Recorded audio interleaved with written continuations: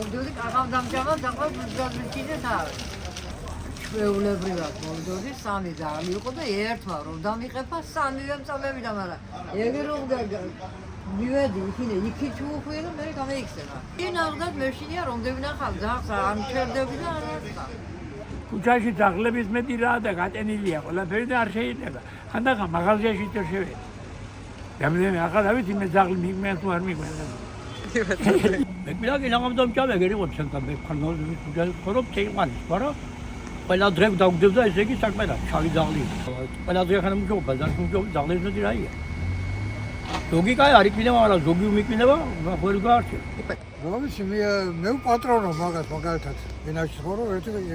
5-6 ძაღლი მყავს ვარ შემეს ახლა გზაზე რამდენი შემხდება გრიპული და მაგ მანგანაში ვაძლე მეცოდება